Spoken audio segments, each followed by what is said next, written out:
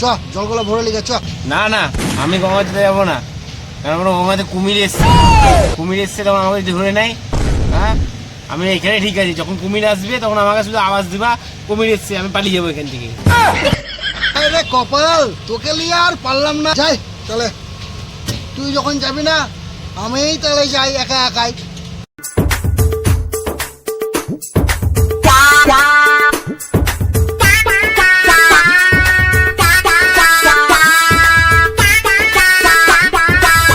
ভাই আবার বললো যে গঙ্গায় আবার কুমির আছে, আপনি জলটা ভরি দিয়ে পালাই। ভাই আবার খুব ভয়ও লাগছে।